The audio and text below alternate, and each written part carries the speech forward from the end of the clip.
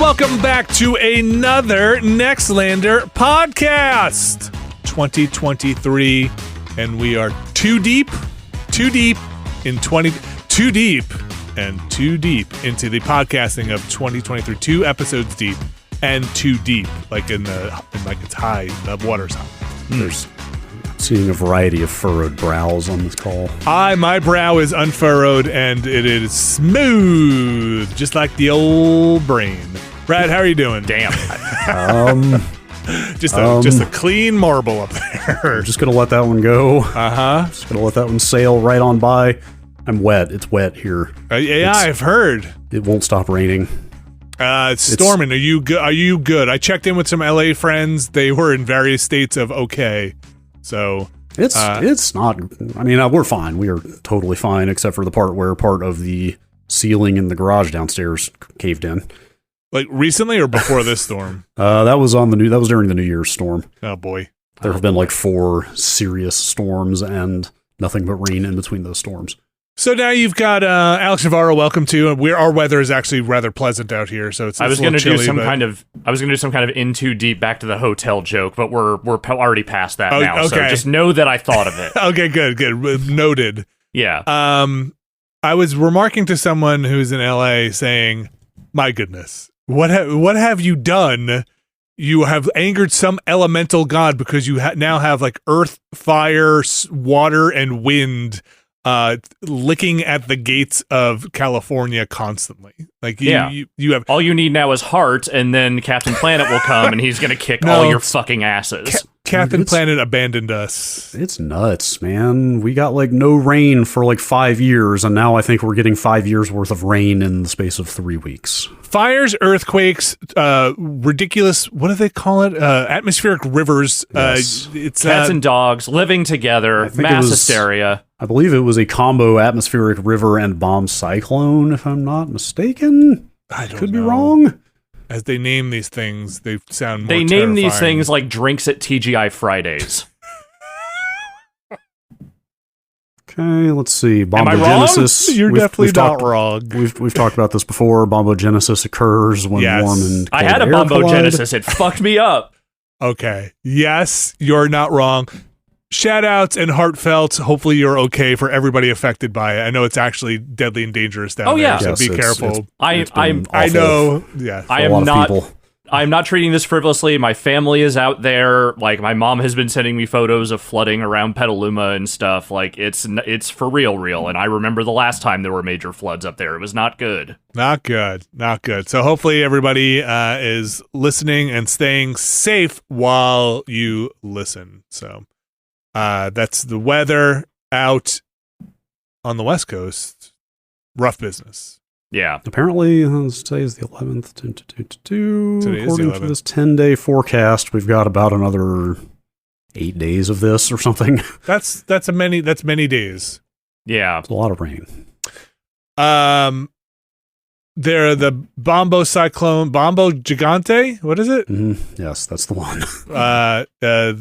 Reminds me of the other thing that I saw kind of on fire today, which was what is going on with wrestling? Oh God! Should I ask that question? No, you should, because look, any day of the week you could be asking that question, and chances are there are 2 or 3 things that are fucked up going on. But right now, stuff is especially messy. So. The short version of all of the things that have been kind of culminating in the last couple weeks is that last year Vince McMahon was ousted from WWE as a result of investigations about payoffs he was making to women who I'm just going to say he allegedly committed sex crimes against. Okay. People are calling these things affairs in some of this news reporting. It's not that. It's not just about him covering up affairs. Okay. And so he was basically forced into quote unquote retirement, though he was still the majority shareholder of all things WWE. But he stepped out, which leaves his daughter and Triple H, right? Who are married. Yes, who are married, and also Nick Khan, who is the CEO that was brought in like about a year or so before all this started happening. He's an ex-ESPN guy, I believe. Okay. And he was the one who was like at the head of a lot of those layoffs they were having over the last 2 years. Okay, but Stephanie and Triple H are at the helm, right? With Nick Khan, yes. They are on equal footing? Stephanie and Khan were co-CEO, and Triple H was essentially heading up creative. Oh, okay. And developmental, yeah. So what is the state today?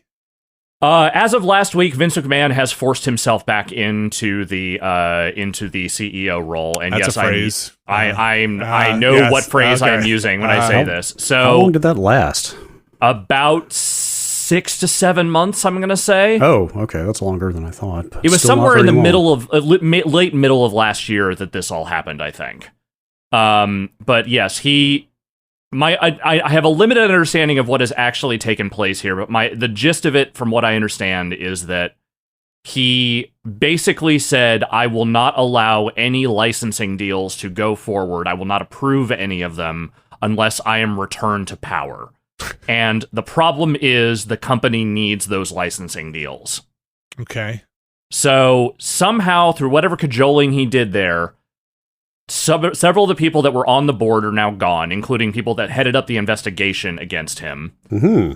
As of yesterday, Stephanie McMahon has stepped down from her role at the company, which, as of Friday, they had an all-hands meeting with Nick Khan and Stephanie McMahon where they said, everything's fine, everyone's staying in place, nothing is changing. I've been there.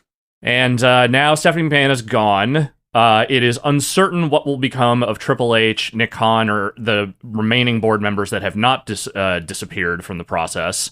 But the current thing that is swirling is that, and this was rumored as part of the initial wave of news here, is that Vince McMahon is doing this specifically so he can sell the company. He wants to take it private again, so that there can be no shareholder or board investigations into the shit he was doing. And then get a big payday? And also get a big payday in the process. Okay. Which he surely needs. Yeah. He's already a billionaire, but what if he was more of a billionaire and also got rid of all the people who wronged him? And are there... Okay, so I mostly get wrestling information through osmosis, so when something like this happens on things I follow, it's just a bunch of people going like, oh my gosh, I know, oh my gosh, yes, Can you believe it? And not the actual information, so thank you for clearing some of that up. Is there a McMahon or a spouse of a McMahon that is involved in politics? Yes, Linda McMahon, Vince's wife, unsuccessfully ran for Senate in Connecticut multiple times as a Republican, and then also was housing authority. I can't remember. She was a secretary in the Trump administration, though I can't remember exactly which department she was in, but it was not one where she did much. She was just kind of there. Okay, in that administration, no longer. In that administration, yeah. Okay. I mean, look, everyone in that administration fucking sucks, but like she did not make as much of a spectacle of herself as some of the other people in that administration did. Well, thank you for... Yeah. Oh, I haven't gotten to the end of it yet. Wait, what? Which is the rumors as of last night, which are still rumors. Nothing has been confirmed yet. But the rumor is that the Saudi Arabian Public Investment Fund is the company that is going to take over WWE. Of course. Could it end any other way? No. I mean, when this first started, there was talk like, hey, maybe Comcast will want to buy them because they have that deal with NBC Universal. You know, maybe like an Amazon might want to step in because, you know, they're a content machine and that's good for them, and Amazon Prime. Yeah, but what if instead it was just the Sauds? We don't know yet. Ask SNK. What if? And this isn't a wrestling plot line. I mean, like all wrestling, sure. Yeah. What goes on behind the scenes might as well be a soap opera storyline. Okay, yeah, just double checking. Shoots and works, and this seems real. We'll talk more in depth about this probably on the Ramblecast next week when some of the air is cleared and we kind of know more about what's actually happening here. But all right, because I'm definitely not going to be forgetting about this anytime soon. But I will just say, last night reading all this stuff made me literally physically dizzy. That's wild. All right, it was too much at once. It's crazy that it didn't get confirmed, though. Like, it seemed like the sources that were reporting this sale was happening were pretty confident. That is always the way with wrestling news, is that there is usually a couple of reporters that are extremely confident in their sources, and then it's still a 50-50 shot whether it actually happens or not. Possible the deal just hasn't closed yet, so... There's that, too. It might still be in the works. me touch on one other thing here. Let me do the show rundown for what we're going to be covering today. Because it's not just wrestling. Not just I wrestling. promise. Today we're going to be covering some games, including our time with Call of Duty's Warzone 2.0's DMZ specifically. We're going to touch a little bit more on some games we have gone back to, like Case of the Golden Idol, High on Life, a game Atrio, The Dark Wild, Vampire Survivors, maybe some other stuff in there. Then we got the news. Other stuff. Some other stuff.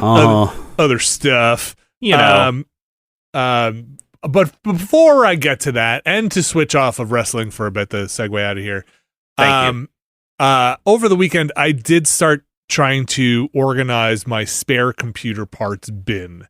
And I'm not going to belabor it too much, but I wanted to take this opportunity, Brad, to see, keep it or junk it. All right. Lightning round. Let's Here we go. You know what? Well, I can just save you a whole bunch of time. Yes. Across the board. Yes. There we go. I have some. Okay.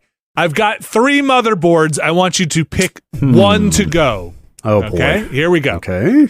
So I've got the stats I have pulled here, if you need them, are the name, the sockets, and basically the year of release. Socket and chipset would be most useful. Okay. Yeah, sure. All right. So first up on the chopping block here, and I'm not going to spend too much time here. Sorry, I'm just going to pulling up the sheet. I have a Gigabyte GSP55A UD3, which came out in 2018. It's got an unknown processor installed because I didn't take the heatsink off. And that's a 2018 board with an LGA 1156 socket on it. Gosh, that's like a KB Lake or what was Coffee Lake after that? Pin that one. That's fairly recent. That's pretty recent. Like, Okay. You could put that computer into service doing something useful. Okay. An Asus P4 S80X from 2002. It's got a 2.4 Pentium 4 installed and also has 512 megs of RAM. I mean, I could have warned you again up front. You could probably think of a use for everything you're going to throw out here. That's like, we got to get rid of one.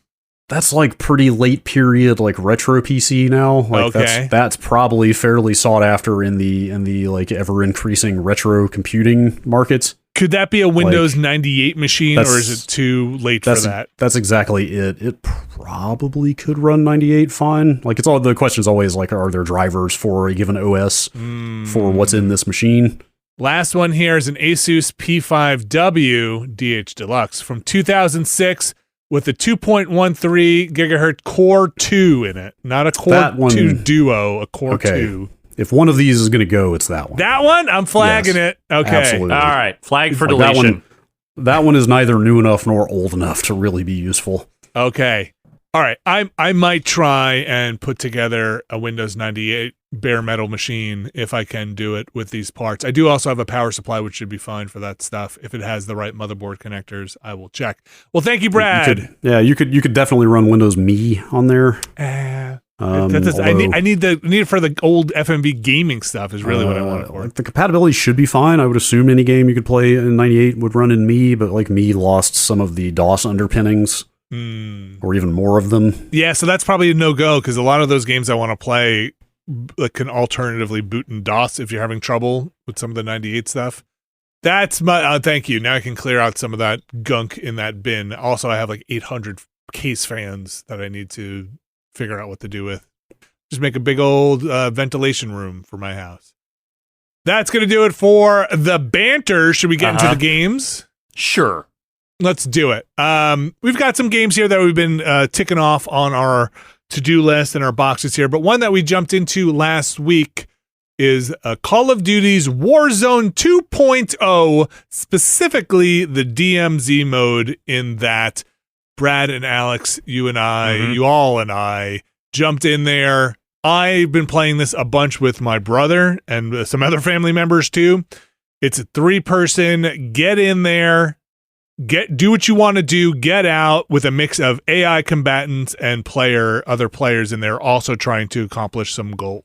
What'd you guys think? I'm like shocked how much I liked that and want to play more of it. Same. I've played because it's pretty similar to Warzone, and I have played some Warzone 2.0. I've been wanting to play DMZ, but the my regular gaming crew is 4 people, and I wonder why DMC tops out at 3. I don't know.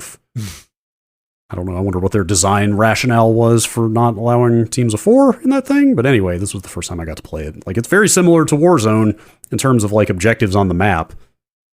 I'm surprised how much more I like it, considering like really the only big differentiators to me are their AI on the map and gear carries over from match to match, right? The other thing is you can revive without doing buy-in. So you can, if a teammate goes down, you can always just kind of pop them back up if you have the opportunity.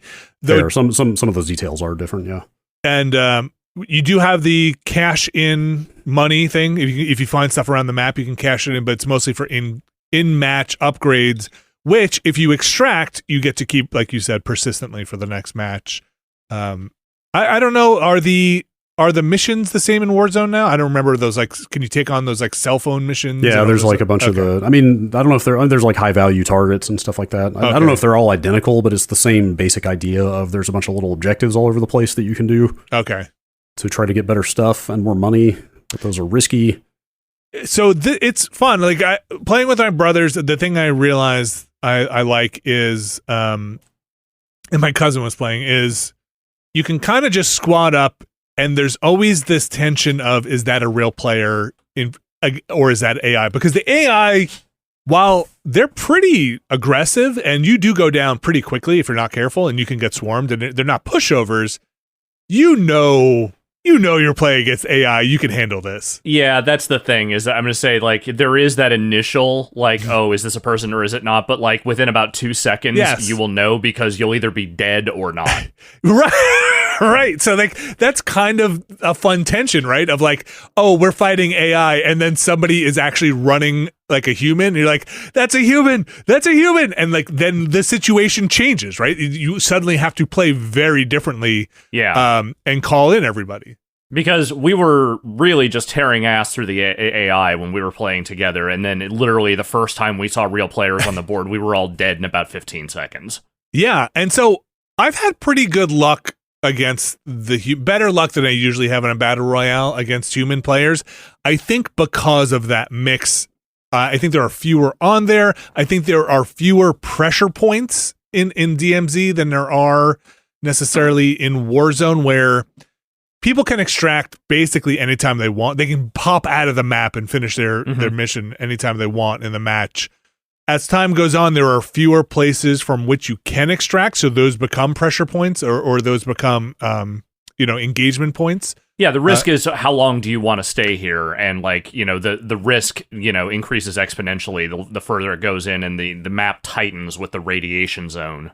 Or it bleeds out. It actually it becomes zones are inhospitable in this weird pushing out radius thing, which is also interesting. I mean, it's effectively the same as the circle closing, but has some minor differences in it. But you kind of race to get on a helicopter to get out, and if that helicopter is the last one out of that map, it can get a little dangerous. Where our final match was Alex was on the ground and Brad and I running towards the helicopter with human people behind us, and we just did not have time to pick up poor Alex. Nope. But I also told you to go. Don't blame yourself. Tell me to go, and that guy was basically running towards the helicopter as we were lifting off, kind of shooting out of it, and it was like a kind of cool gaming moment, I love that you don't just snap into the helicopter when you extract and like it turns into a cutscene. Like you're literally just on the helicopter running around, like poking your gun out of windows. Yes, because you have to you have to be terrified that somebody's going to come jump you before the helicopter lifts off. Because like, what is it, 30 seconds? So it's if everyone from the same team has called the helicopter and is in the helicopter, I believe it's like 5 seconds in the helicopter. If you're jumping into someone else's helicopter, it's like 20 or 30 seconds. Yeah. You have to so like that last extraction where Alex was down and we couldn't risk going out to get him and they were closing in was just like, all right, I see. I wish I hadn't forgotten that I had the intel on me, which, sorry. No, and again, like there's just so much more risk reward to this than there is in a battle royale because those matches reset every time you queue, right? Yeah. Like you win or you don't, and then you play again, and that's it. But in this, like you might have a 5 extraction streak going because you get perks Not only do you take equipment out, like better guns, when you find them, you keep them if you don't die. Like I don't know, it's like one extraction, you get a perk. I don't know if it's every extraction or maybe it's like you need like 2 more. Like there's one at 3 and one at 5. I've only ever gotten 2 perks because you also have to complete a mission in the time you're there. Right, but there's like it's almost a gambling kind of letting it ride kind of thing, Mm-hmm. you know, of like, man, I'm on a hot streak here. We got to go again. Like I'm just gonna keep cashing stuff in and keep going. Or you could do like very quick things and be like, I just want that streak, so I'm gonna get in, do a mission, get out, do a mission. Or you can be like, I want big money. I'm gonna go bring in my good weapons this time because you lose them if you die in there. Or if you have your unlocked like Call of Duty quote unquote weapons are in an insured slot, which goes on a timer if you lose it. But you're trying to do missions in there also for your what do they call them? They're like there's so many layers in this thing. Yeah. There are missions that you can take for faction missions, which unlock other things like more weapon slots that become insured. So, you know, when Brad and Alex, you were playing, you tried to pick the same ones so that you can accomplish all those goals, which might be like get this intel and get out, or storm a stronghold and get out, and those kind of escalate as well. It's like there's stuff to do in it. It's cool. It feels a little bit to me like the World of Warcraftification of Escape from Tarkov. Yeah. Like yes. It feels like the WoW to Tarkov's EverQuest. There are definitely people listening to this being like Tarkov, and that for sure. Like Tarkov is the one that just beats the shit out of you mercilessly, and this is the one that sanded down a lot of those rough edges where like you don't lose those insured weapons. They just go on a cooldown until you can use the slot again or whatever. Just got to do your corpse run. You're not going to lose XP. Right. Stuff like that. It is a cool as hell game type though, for sure. Yeah. Like I don't know if this is the one I'll stick with. I hope there are a bunch more games to come like this. Like I would kind of love for this to be like the hot new thing for the next minute. That's right. Arc Raiders. To see other people's take on this. Yeah, it's neat. I've been playing a bunch of it. I think even after that, I've played a couple more matches and hours. It's the game I'm playing on the weekends with my family. So it's you know, again, it's 3 people maximum, but you can get a lot done in that time, and it's pretty fun. And that push pull is pretty. You're fragile, but there's a survivability thanks to being able to. You have a pretty long bleed out, and you can move pretty quickly. So if you can get back to a teammate, they can pop you back up pretty efficiently because you can move.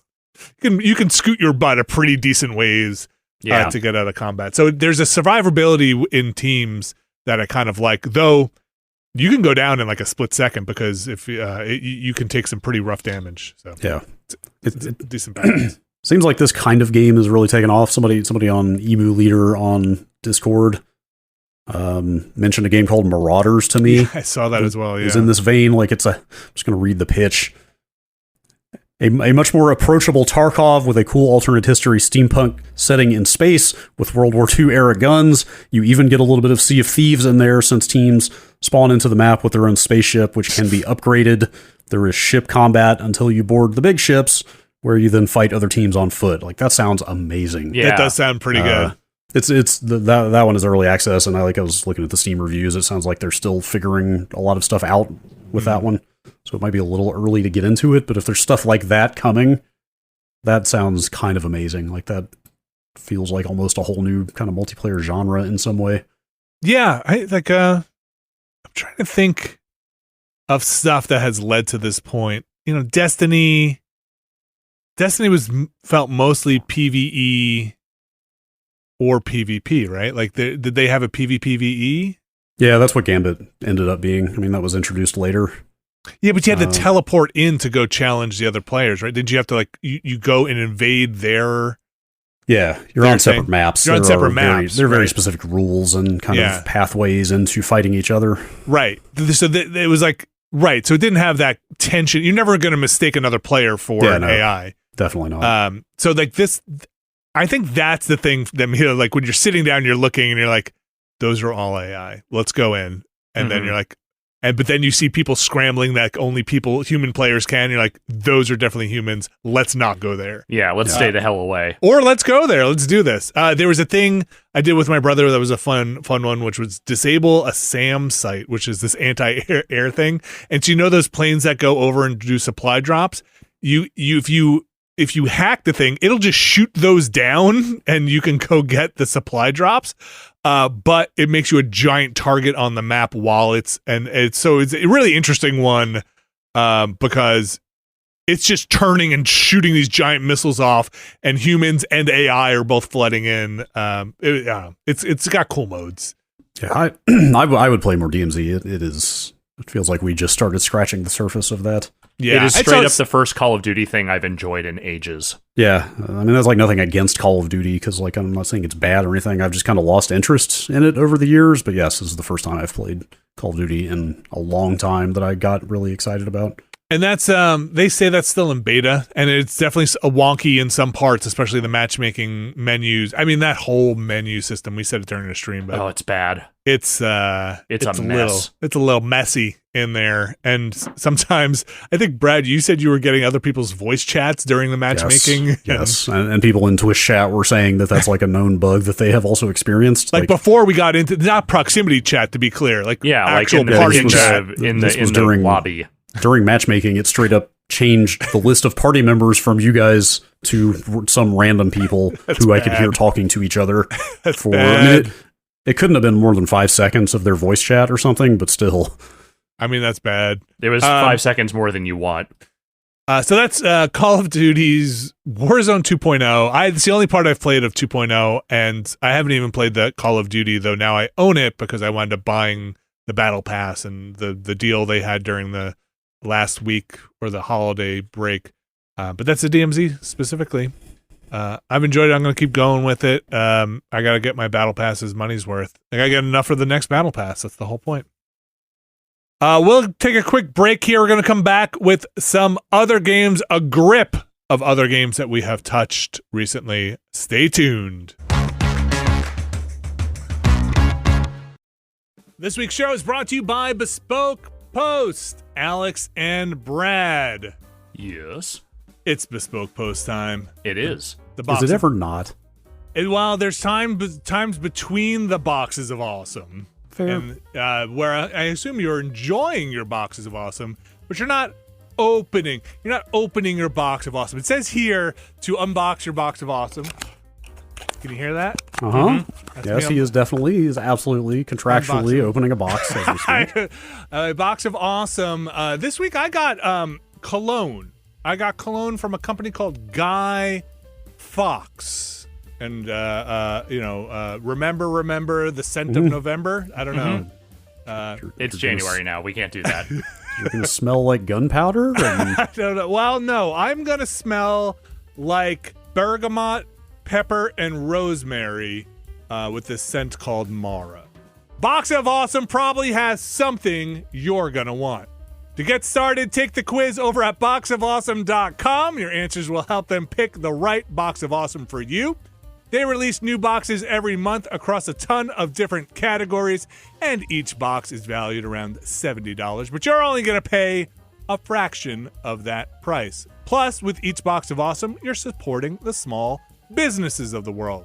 90% of everything that comes in your box of awesome is from a small, up-and-coming brand. It's free to sign up, and you can skip a month or cancel at any time. Brad or Alex, anything in your box of awesome you got recently you want to call out? I got a sleep mask. Ooh, I could use that. Some sleep-enhancing products. Some gummies, let's say. What is in those gummies? That's for you to find. Ooh. Alex? I got a camping chair, what folds up into a little bag so you can carry it around with you, and then you unfold it and put it together, and you got yourself a camping chair. Man, both of those things sound very useful. Would you say they sound awesome? I would say they sound like things that would be in a box that said Box of Awesome. Get 20% off your first monthly box when you sign up at boxofawesome.com and enter the code Nextlander at checkout. That's boxofawesome.com, code Nextlander for 20% off your first box. Boxofawesome.com, code Nextlander. Thanks, Bespoke Post. All right, we are back. And a game I'm excited to ask you about. Brad Shoemaker, have you played more of The Case of the Golden Idol? Yes, that game rules. That game does indeed rule. I went and started over because I started it on a stream originally, and that's a great way to gloss over and miss details. So kind of went back and like really studied everything because that game is extremely not explicit in its narrative. That's the kind of Mad Libs fill in the blank narrative logic game that you talked about last week. I guess I would call it detective game. Very Apple IIe-ish. Very kind of, yeah. Like literally every Steam review mentions Oberdin. Oberdin, sure. If people want a point of comparison, I think it scratches that same itch. But like for me, that is a very like quiet morning with coffee kind of game. For me, like, it was honestly, a late night with tea, but yes. Like honestly, like what it really scratches is the itch that you also scratch with like crossword puzzles and Sudoku and stuff to me. Because it's straight up just logicking out answers to questions, filling in gaps in information by staring at scenes. No time pressure, really. Yeah, no, it's very chill. Like it's just mouse driven. The thing I was going to ask you is like, do you think literally every single solution in that game has a very concrete tell in there, or are there some of them that either depend on process of elimination or like are maybe a little fuzzy in the information they want you to interpret? I've had a couple where it's like, okay, I can really only identify this person's name because I already figured out the other 8 people in this scene. Yeah. And I'm really not seeing anything that explicitly puts a label on who this guy is, but it's the last name I have left, so it has to be him. I was going to make the cop out of intentionally so, like in a case like that where if you can get 7 of 8, it's intentionally that you can get this last one by process of elimination becoming the puzzle mechanic, you know? But okay. I don't know for sure. There are definitely somewhere. So the game has a mechanic where if you have 2 or more wrong, if you have 3 or more wrong things, it'll say error, like stuff is not here. But if you have 2 or fewer, it'll tell you that, right? So if you have 8 things on a page and 6 of them are right and 2 of them are reversed, it'll say 2 or fewer things are out of order here. So you can start changing one at a time to see if it becomes 3 or more, or if you're in the section with if this is the one. So you can game it a little bit that way. And I did do some of that of like, oh, when I changed this one, now it says 3 or more are wrong. So clearly that's not the wrong thing. Okay, so I'm on the 4th chapter right now. The first chapter past where we left off on the stream. Okay, where the guy is immolating in the courtyard. Okay, it's the one after that. Yes, and that's the big party. Yes, or there's a secret bar downstairs kind of thing. Okay. And anyway, that's the first time I've gotten anything wrong, but I must have gotten it so wrong that it didn't even say, hey, 2 of these are wrong. It just said, hey, this is all wrong. Okay, yeah. So if it says that means there's more. I'm sorry, you're on a different scene than I remembered, but yes, that's the one with the boarding house and the yes, yeah, yes, yeah. So if it's red and it says like things are wrong here, that means more than 2 things are wrong. That's what I got. So I must have really screwed something up. I think there's some leeway. There has to be, because sometimes it'll be like blank blank and blank blank were in this room. So it can't have you put them in the right order because that's not fair. So there's some leeway there. Eventually, I never really found a particular label or they're color coded certain groups of things. Usually names are like a certain color, but it's not like, I don't think adjectives are a certain color, and I don't think proper nouns are a certain color. Sometimes it seems like it is trying to group things in a certain color, and it does feel like the game wants you to progress from it. When you go to the logical thinking side of things, it has a couple of panels and then the Mad Libs, and I think it wants you to always do those other panels first and then fill in the Mad Libs, so you can pull the names from there. It's neat. I'm glad you're enjoying it because it's awesome. It's pretty unique. It's only $18. It's like a fun soundtrack and style to it. Yeah, like the atmosphere and the style are a big part of it. Like it starts getting into like occult intrigue very quickly. Yes, and like that's the stuff that's really establishing the good mood. Is There's a thing on that courtyard scene that I just happened to not click on the stream that I saw for the first time myself. It's the object the guy is doing the thing with, like when you look at the back of it and look at the note in his pocket and stuff and realize what's going on there, and it's like, oh wow. If you like that tone, then you got to buckle up, because that whole game pushes the pedal down. And then like in the next scene, you start getting even more of like, oh, there's like some whole secret society or something going on here, and just like it's cool. They're building a web of kind of occult mythology slowly but surely that is really fun to uncover. So the game is great about its revealing that stuff through explicit means and in the margins. So if you do have to kind of piece together a bunch, but then by the end of the game, you do get this kind of fantastic wrap up. I think that kind of puts it all very clearly into perspective. So it wraps up very well. I'll say it doesn't leave you hanging being like, what was this thing? It's like, oh, this is explicitly what this was. Yeah. There's also just a real good, I mean, I don't really know Agatha Christie, but I don't know if that's a good comparison. Just kind of a murder most foul kind of vibe to everything. Because like pretty much somebody is dead in every scene pretty much. Oh yeah. Yes. There's like a lot of stabbings to solve and so forth. Yes. Yeah, it's cool. I realized it pretty much has everything you need in the game, I think, to solve everything. But at one point, until I went and caught something I had missed, like I thought I was going to have to alt tab out and go look up what day of the week September 7th, 1786 was. Okay. You know what I mean? Like it was that kind of thing. Is like, am I going to have to do some like meta puzzle solving of going and finding info on my own? But I think most everything is in there. I one time I was very close to using the in-game hint system, but it really makes you click like 5 times to unlock it. So by the time I was like, okay, I'll just go and see if, because it's like, do you really want it? Did you look at everything? I'm like, okay, all right, I'll go take another look. And I didn't wind up having to use it again after that. Kind of by that 4th scene-ish, if you're in that deep, you kind of understand what the game is looking for at that point. You know, kind of how things are going to work. And that there can be red herrings and other things that are, you know, in the game. Yeah. It's very neat. The stuff I'm hung up, well, we don't need to get too deep into it. The stuff I'm hung up on right now is like, what weapon did the assailant use here, and by what means did he gain ingress into this place? You know what I mean? It's like, I can't quite tell if he came in through that way or that other way, and I can't quite tell what he did the deed with. It's funny because that was one of the hardest ones for me.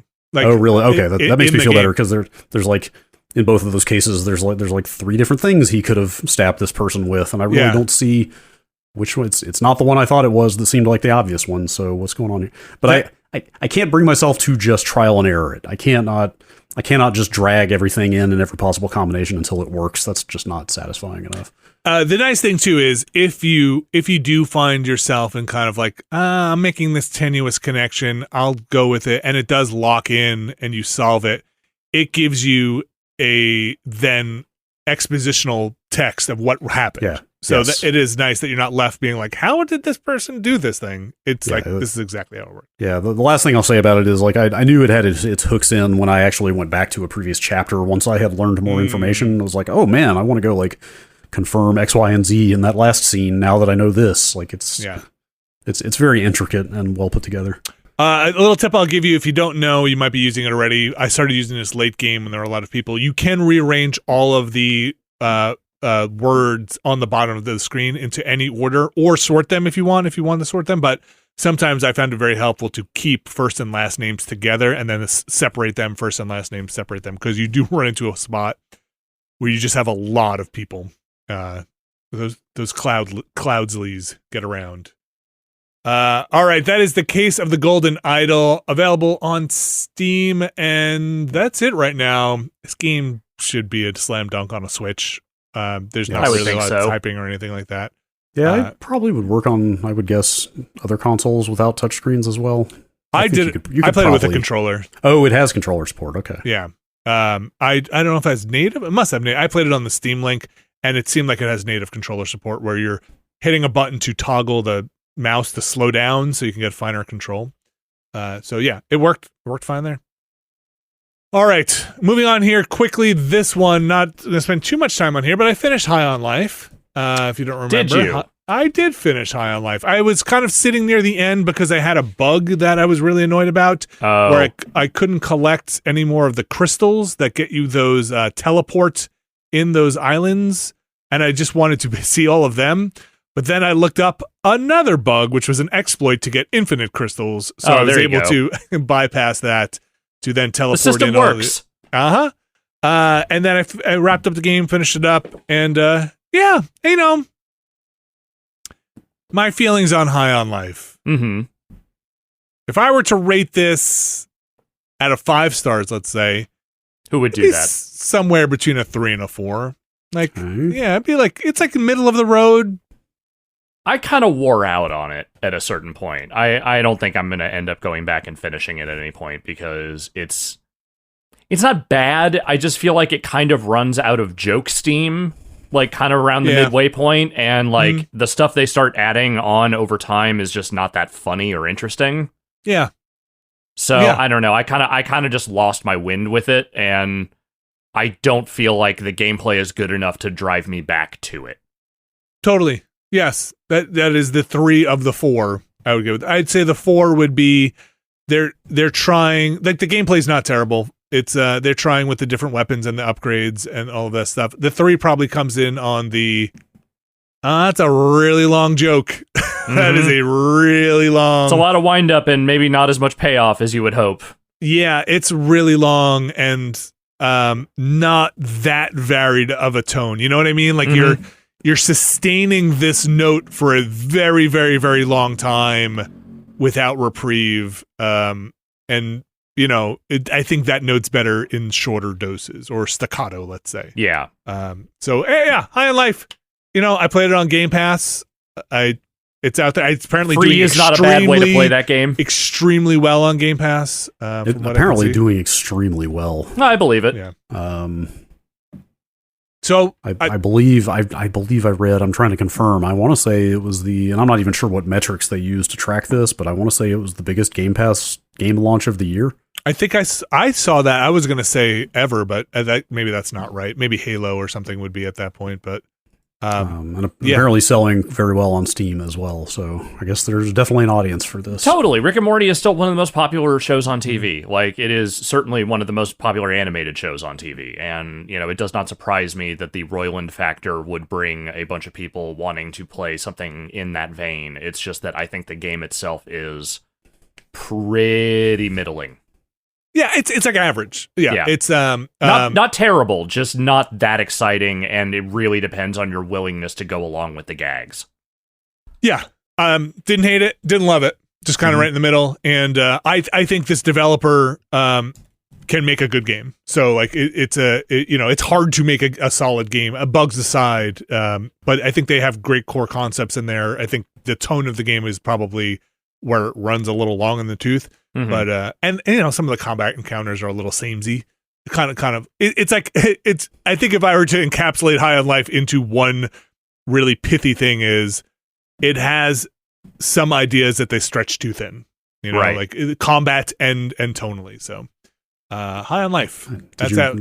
Last question. Did you ever sit and watch the entirety of Tammy and the T-Rex? No, but there are like 3 or 4 other movies in there. There's like 4 total, I think. And you can just summon a movie theater at some point, which might have the actual Mystery Science Theater people in it. There are 3 aliens sitting in the movie theater. They're definitely doing an MSK 3000 thing. I don't know enough about Mystery Science Theater and the new Mystery Science Theater to know if they're the actual voices. Also, remember when I kept saying that sounds like Sarah Silverman? I think that's Sarah Silverman's sister doing the voice of the sister in the game. Okay. Yeah. I knew she had a brother. I didn't know she had a sister. I think she's well known. I think she's done other stuff before. You guys know media and movies way better than I do, so I looked it up and I saw a Silverman in there. Laura Silverman. I think she might be the sister in the game because, man, that really sounded like Sarah Silverman. Okay, yeah, she does do voice acting. Like, she does voice acting on Bob's Burgers. Okay. Yeah, it looks like the Mystery Science Theater style thing is actually the Red Letter Media guys. Okay. Well, all right. That's also. Do they do like movie talkover stuff at Red Letter? I don't know if they do much of that. They're much more discussion based. Okay. I don't keep up with their YouTube channel too much, but it's way more them talking to each other rather than talking over movies. But maybe they have started doing some of that stuff. I don't know. There are cameos in there that you would expect from somebody who has ties to Hollywood. There are other things in there as well that you're like, huh, okay, that's you got a fun cameo in there. That's pretty good. At the end, also just some random cameos that you're like, okay, that's a pretty good bit. Good on you. Good on you. Good on you for paying that money. I will not ask you to spoil what they are. That's I I'll will let not people spoil find it. for themselves. Yes. When we take our break, I can tell you. Okay. Another game here quickly that I have booted up, and all I want to do is go back and play it. I will probably play it after I'm done editing this podcast. I don't know how to pronounce this specifically. I think it's Atrio, the Dark Wild. Atrio. I played this game on one of those Tuesday morning streams a while ago. It's a factory building game where you kind of are this robotic humanoid who is put up into a world, and you are kind of tasked with rebuilding the surface of this planet, basically this thing. And in true factory building fashion, you are slowly ramping up with conveyor belts and all this sort of stuff. And there's the main mechanic in it is you have sources of light, and it's all dark around the borders, and then you are trying to expand that light, and to expand that light you need more resources, and the whole thing is kind of packed into a what do we call the Portal sense of humor, the satisfactory Portal, you are a cog in some kind of snarky machine sense of humor. Do you know what I mean? You know that thought tone? about putting a label on Yeah, that. I just call that Portal gags. Portal It's humor. like, you guys know what I'm talking Yes, about, I do. right? Yeah, there's like some kind of vaguely dystopian, like corporate Yes. hierarchy kind of. I don't have a good name for that. Corpo core. Like where bodily harm is like those bodily, like, hey, don't push this thing because you'll be dismembered. Have a good day. You know, that style of. Yes, there's a gleeful celebration of brutalizing your employees kind of thing. Yes, exactly. So it's kind of got that wrapper on it, but it is not, I should make clear, it is not like the cake is a lie references. It's not, it's not. Well, thank God for that. Yeah. It's not that. It's just that tone of like, even Shipbreakers kind of had it of like, hey, chances are you won't die. 9 out of 10 chance you will. That kind of thing. But it's cool. I'm playing it over on the Epic Game Store. It's like $20. It's neat. It came out of early access, so it's 1.0 now. And I do like a factory building game, and it's got its hooks in me, and I want to play more of it. It's the thing I most want to play right now.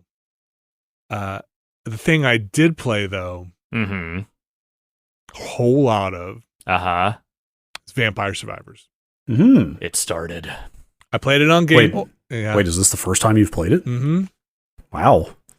Played it on, I had seen you guys play a bunch of it, and Alex, I've seen you play a bunch of it. I had a pretty good idea of what's going on here. I played it on the Game Pass version, and I was showing my kids, and I was like, you guys might get a kick out of this. This is kind of, check this out. On Xbox specifically? On Xbox, yeah. Oh, okay, so I have not played the console version.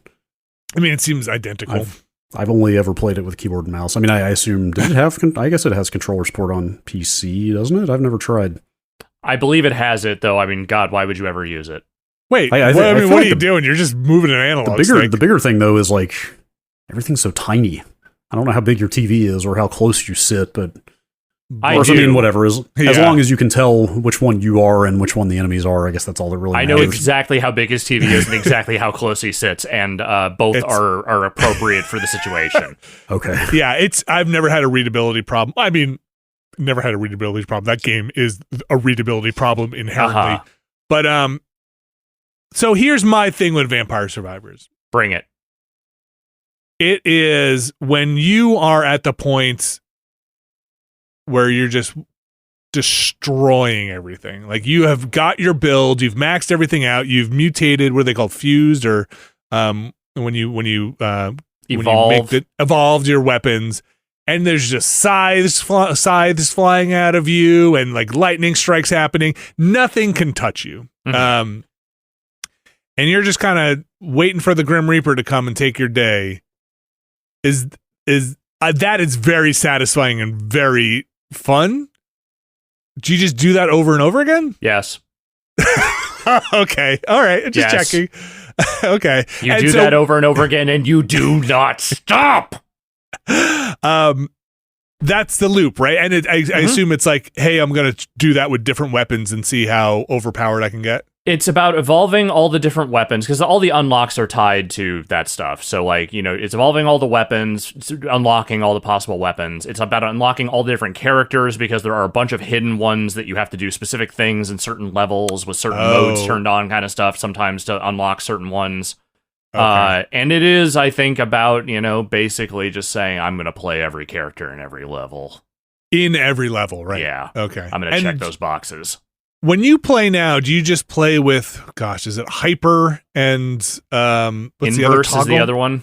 There's another one. Well, there's Inverse, and then, there's, okay, so Inverse mode you unlock later, and there's also the easier mode, which you can get, which is sort of the endless mode. There's a hyper which makes the time. Yeah, and there's one more Arcana toggle on there.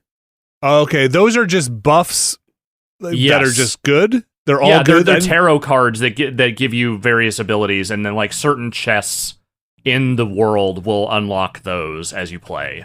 And then there was why would you want to put money into the curse? I don't know. Okay. Is it to make it harder? I mean, some people want it just to be harder, especially once you kind of max out characters to the point where they are just slicing through enemies like butter. There are certain things that are tied to certain cursed objects, though. Again, I have not done all the research here. I have not looked into every nook and cranny of this thing to understand why every single thing is the way it is or why you would want it. But what I can tell you is that the fun is just peeling back the layers and also watching everything die forever. The other thing I wanted to add, so I maxed out every passive ability on that tree. Are there more you get, or that's it? Except for Curse. I didn't put money into Curse. Yeah, that's the only one I don't really have anything in. Once everything that's on the board has been checked off, that pretty much is those. But over time, when you're playing through the levels, you will either buy in the shop or by killing certain sub-bosses, unlock these golden eggs that will give you very small permanent stat boosts to whichever character you're playing. Okay.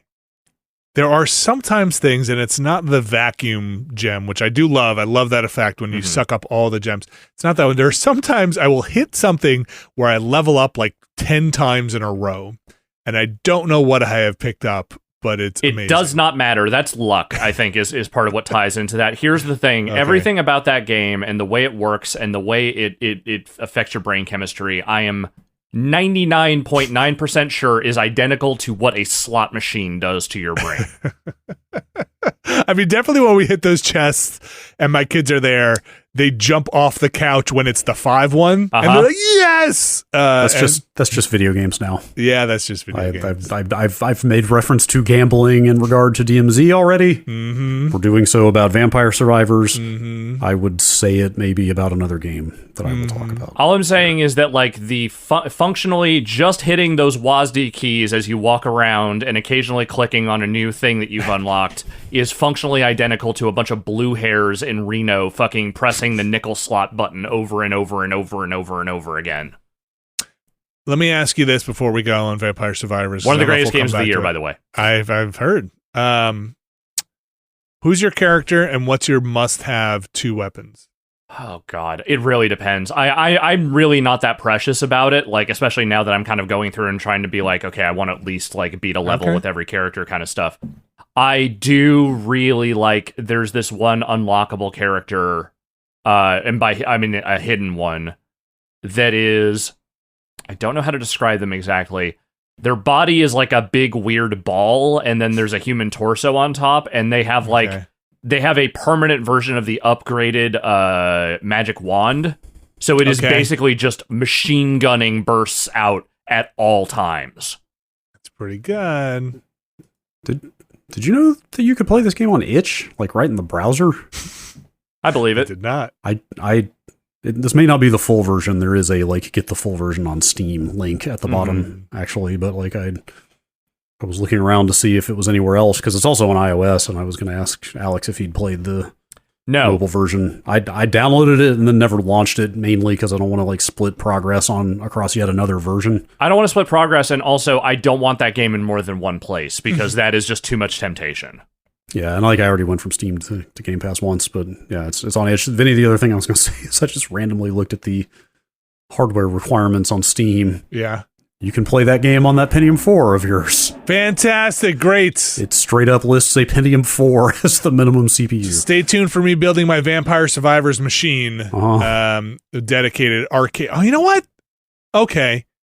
What if I just take that board, that Pentium 4, and make a freestanding Vampire Survivors arcade machine? Good. That'd be kind of cool. I won't stop you.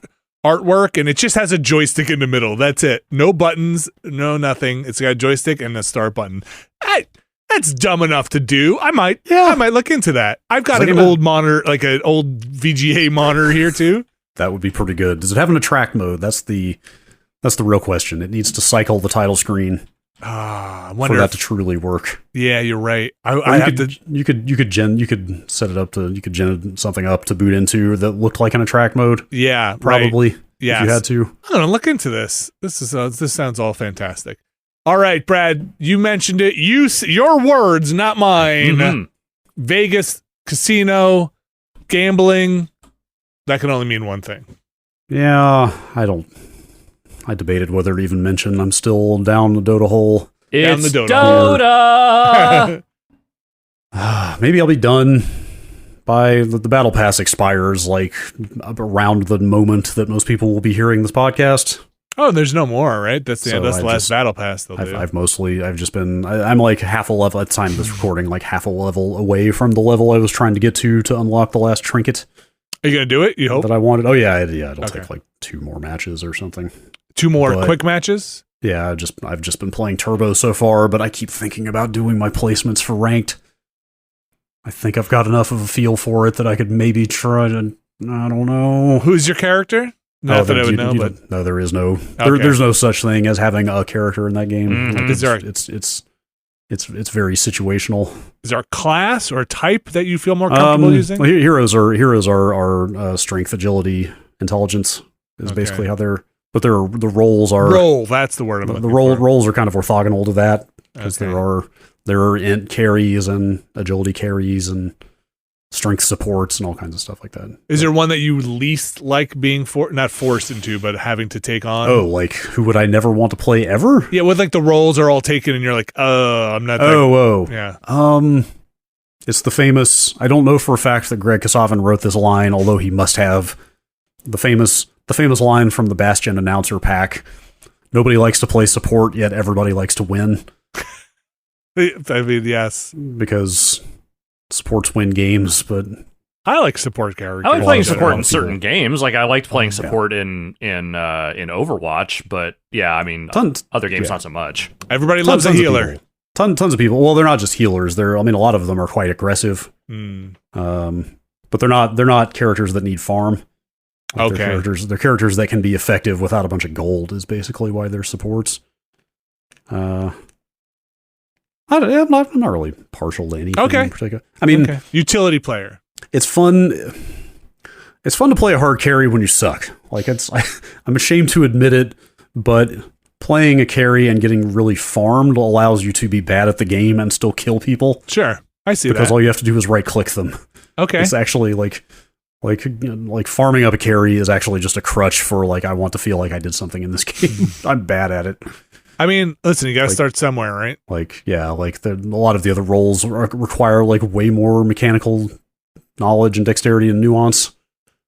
So, yeah. Anyway, I should not play more Dota after this, but stay tuned. If you enjoy it, you play it, man. I mean, they gave me that free month of Dota Plus that's going to keep going for another 3 weeks. You do Dota. You do Dota. All right, that's Call of Duty, Case of the Golden Idol, High on Life, Atrio, The Dark Wild, Vampire Survivors, and Dota 2. What if instead of me stopping Dota, you guys started? No, I've tried Dota. So you guys know how bad my memory is. It's like you said, it's a mechanically dense game. Man, dude. That where you have to know what all these other characters do, and there's what, like 100? How many characters are there? I'd have to check. They're probably up to like 110-ish now, if I had to guess. It's like a lot to know what the other characters are doing, you know? They have added so much since I stopped playing. It's like, so I enjoy that stuff of it. I think it's just it's a lot to keep in top of mind, you know, to come in. It is. So I don't know if it's the game for me, but I understand it. It's like the classic conundrum in Dota for me is, do I need a BKB or not? The Black King bar, the item that gives you magic resistance, because a lot of abilities on the part of other heroes that seem like they should be stopped by magic resistance actually aren't. Well, that's not fair. Some abilities just go through it. Like some, it's a lot to memorize. It's like the classic can Shazam beat Superman? Yeah, exactly. He's kind of magic, and Superman's weak to magic, you know? But should his abilities... Yes, I exactly what you're saying. How is there not a comic book MOBA? Has there been? Oh, the licensing nightmare would was probably... Was there a cash-in comic book MOBA back in the MOBA heyday that I've forgotten about? I don't remember one, but you're right. That does feel like kind of a slam dunk. I mean, if there was one, it was probably like Image or something. There totally was. It was Infinite Crisis. Oh, is that DC? Yes, it is. I completely forgot that game existed. Remember when everybody tried to make a MOBA? Yes, yeah. There was a very brief period, but there were a bunch of them at once. Yes, the MOBA wars. I survived the MOBA wars. Begun the MOBA wars have. Think there'll be a Dota 3? No. They'll just keep this one going. Okay, last question on Dota 2. What's Dota now? Do people still play? There have to still be people playing Warcraft 3 Dota. I don't know. If I said Dota, people would assume I'm talking about Dota 2. Yeah. Okay. Almost certainly. It's hard. The to ones that don't go really. running, screaming the other direction would, yes. I haven't checked in years, but I mean, for a long time, Valve hired IceFrog, he was like kind of the Dota guy. Like they were still updating the War 3 Dota map before balance changes would come out to the real Dota 2. Like they were still keeping the original version updated and like kind of in sync with. That's probably stopped now because I think they're finally doing things in this that the Warcraft 3 engine probably can't accommodate. That's my guess. What do you think would cause, if you could try and fantasize one thing or posit one thing that would cause a Dota 3, would it have to be a huge technology change? I think it is impossible. I think there is absolutely zero chance that will ever happen. It would and take an extinction level event. It's kind of weird that they even called it Dota 2 in the first place, honestly. Because it really is just that game. I mean, now they've added so much to it. It's certainly more than that, but it is that. At its core, it is that game. All right. But I feel they probably just felt like they couldn't get away with just calling it Dota. Because at the time, it was this free mod that was played like very widely, especially in like parts of Europe and Asia. It was fucking huge. And the idea of a corporation, even one as beloved as Valve in a lot of ways, like the idea of a company coming in and like taking control of Dota was like kind of disgusting to a lot of people. I mean, League is still huge, right? Yeah, League is absolutely bigger than Dota. And is there anybody else in that pool that's in the like huge MOBA space? Yeah. Gosh, I can't think of anybody. Yeah, I don't know. It was big for a while there, but I know League I see all the time. Yeah, League and Dota are still huge, but I don't think anybody else really stuck around there. I think most of the esports are shooters these days, I feel like. Yeah, team shooters. All right. That's going to do it for the games. We've got some news to get to. So we're going to take a quick break. Stick around. We'll be right back.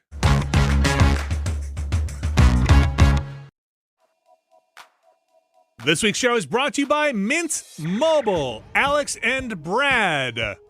Cell phones, you know I love them. Telephones. Telephones. There's one thing I love. It's telephones and talking on the telephone. But you know what I don't like? Spending a lot of money to do it, especially on my mobile phone. If you're like me and don't want to spend a ton of money on your phone, Mint Mobile is offering their unlimited plan for 50% off. It says here, as the first company to sell premium wireless service online only, Mint Mobile lets you order from home and save a ton with phone plans starting at just $15 a month. But, of course there's a catch. Of course. You gotta hurry because this deal is gonna end January 15th. That's about the same time you gotta stop saying Happy New Year to people as well. Just gonna add that in. Mint Mobile is kicking off the year with their best offer ever before January 15th. Buy any 3-month plan and get 3 more months free, even on their unlimited plan.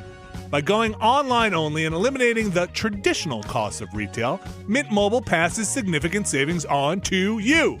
All plans come with unlimited talk and text plus high-speed data delivered on the nation's largest 5G network. Use your own phone with any Mint Mobile plan and switch easily in minutes with eSIM. Switch to Mint Mobile and get premium wireless service starting at just $15 a month. Now here's the call to action. Buy any 3-month Mint Mobile plan and get 3 more months free by going to mintmobile.com/Nextlander. That's mintmobile.com/Nextlander. Cut your wireless bill to $15 a month at mintmobile.com/Nextlander. Hurry! Offer ends January 15th. Thanks, Mint Mobile. And we are back, and it is time for the video games. And by video games, I mean the video games news. But it's picking up. Brad Shoemaker, you've gone through and plucked some stories here, and I think, is this our first, this is, clearly we're still in January, but our first presser, big, I don't know, what do you call them now? They're not press conferences? The Publisher live stream. Publisher events thing? Yeah, Microsoft has announced this developer direct. Oh, thank you. I appreciate that they styled it that way. I guess it's the first one of these they've done, but it sure does sound like a series that's probably going to happen. Would you say in the vein of, like, say, a Sony's, what do they call them? Showcase? State of play. State of play, yes. Or more to the point, a Nintendo Direct. Not underscore direct. Yes. I mean, I like the pitch for this because it sounds like it's just the developers doing the presentations themselves. Like probably from their own studios, if I had to guess.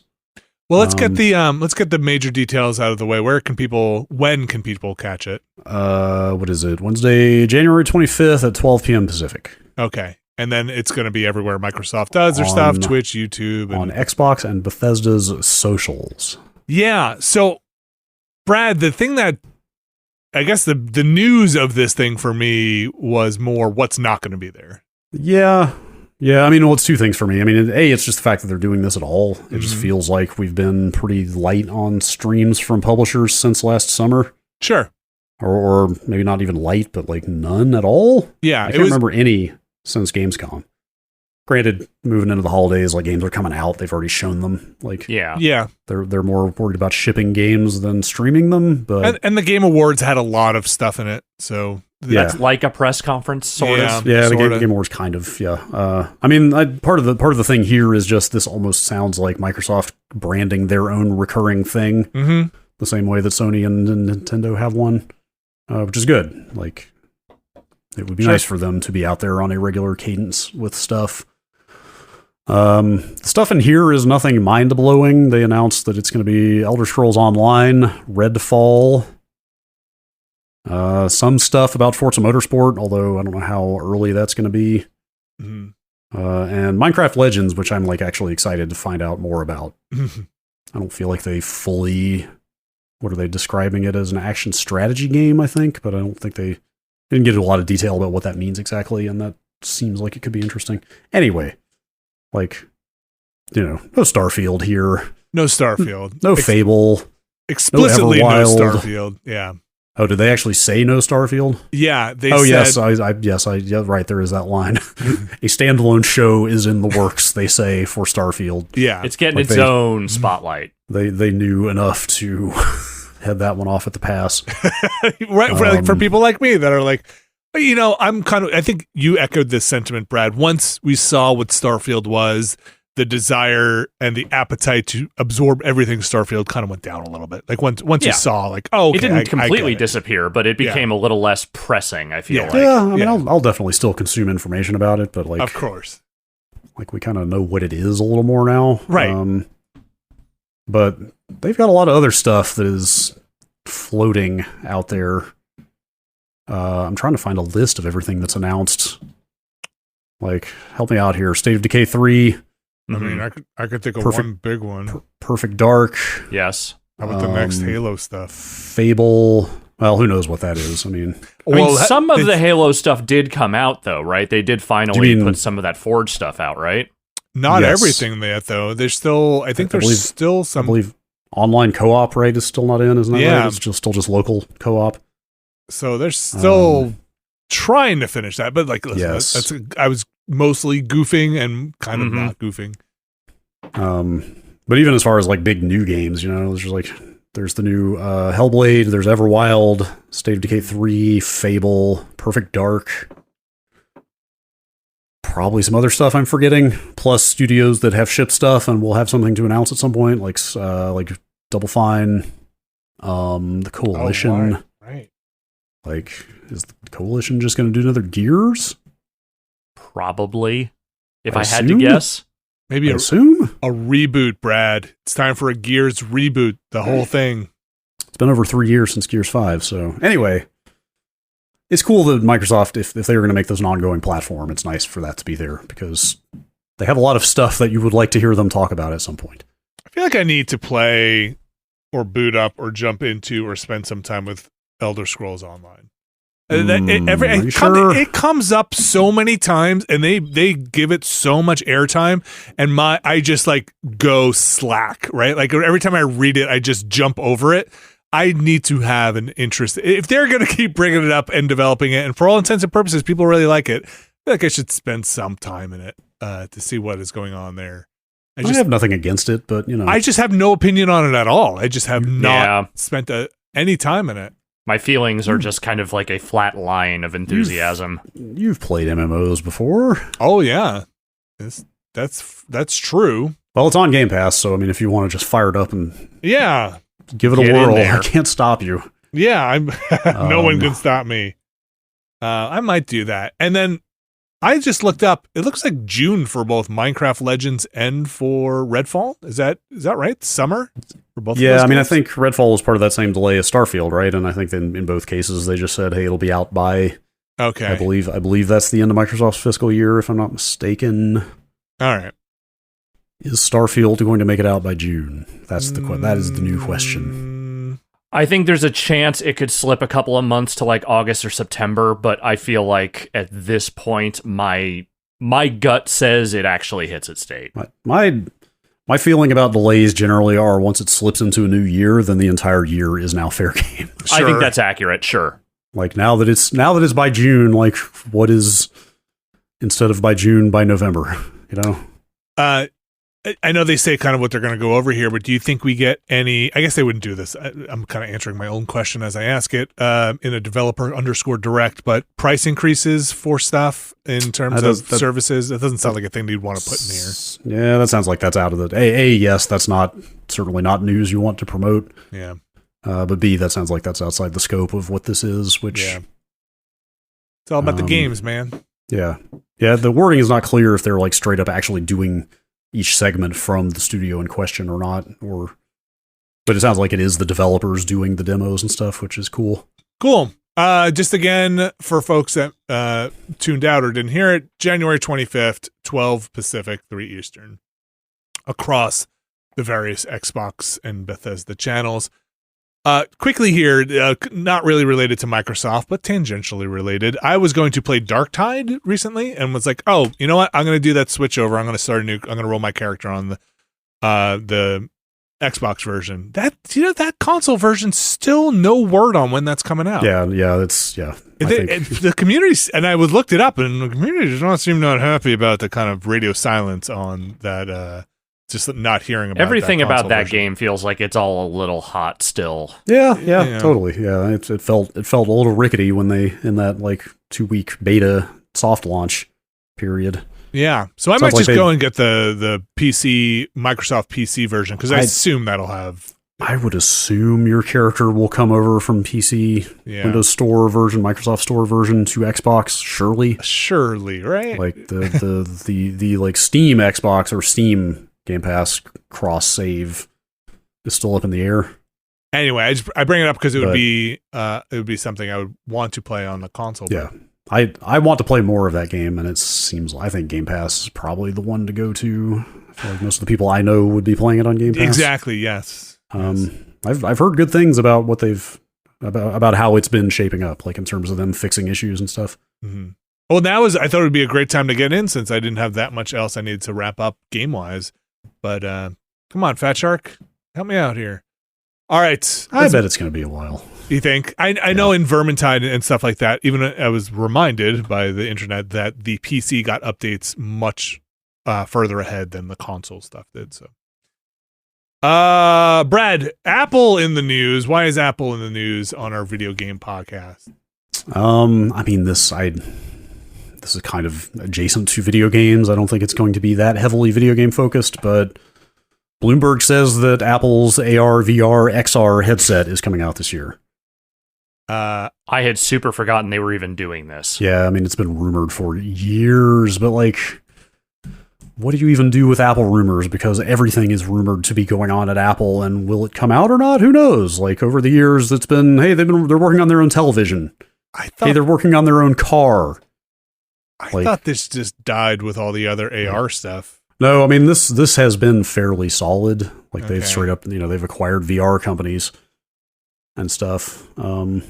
Also, there's probably some feeling that with Meta, Facebook, whoever, pushing so hard here, like, they probably need to be in this space. What do you think this is? Because this story doesn't have too much in the details. Maybe they're just not out there. But like, it's pretty. Well, there have been the previous reports that it's pretty well. It is and it is not defined. Okay, like it is. Schrodinger's AR. Got it. Well, it is well defined to the extent that like it's going to have an M2 chip in it, which is what's in the current MacBooks and iPads. So it's going to be very powerful. I just mean, what do you do on it? Yeah, well, that's the thing. It's like, it's probably, I would assume, going to be App Store-esque, like to the extent that it's got games on it, it's going to be much more of the iOS App Store variety. Okay. I would guess, and not so much like, you're not going to be, I started to say Starfield, but it can't be Starfield anymore. What is the next cross-platform epic first-person RPG that comes to mind?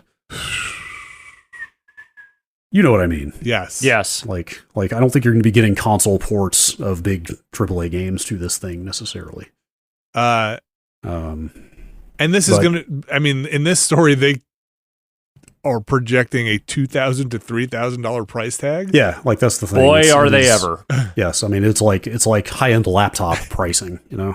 But it's Apple. Or it's like this is the Apple tax. Or it's, well, I mean, it's more that it's in the category of the Oculus Quest Pro, which is $1,500. Like there's this like emerging Silicon Valley fueled like business class VR headset market coming about because those types of high-powered, extremely rich people in Silicon Valley seem to think that's what the world needs.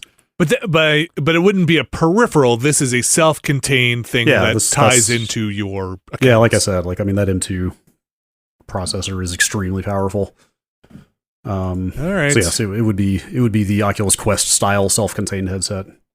But yeah, like the rumors are saying, like the best tracking and the highest res screens to date. I think like actually the biggest question to me is this thing actually like a Magic Leap? Like, is it even a headset in the Oculus vein at all, or is it the straight up AR goggles? I don't know. And they're actually, the iOS equivalent in this thing, the rumor is called XROS. I saw that in there, yeah. And like XR to me is code for Beyond VR.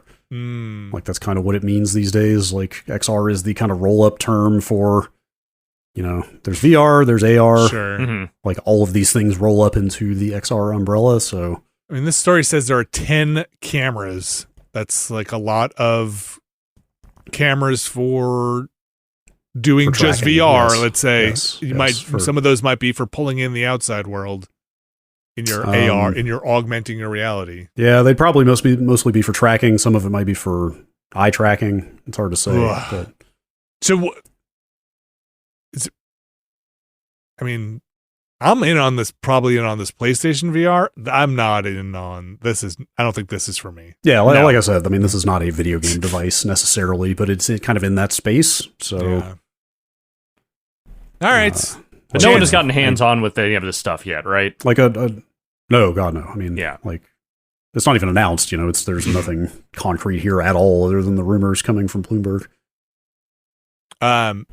Chances you think this actually happens? You know more about Apple than probably any of us. Chances of this getting announced at least in 2023, like on a stage. That's what Bloomberg is saying. They will announce it prior to WWDC in June. What do you think?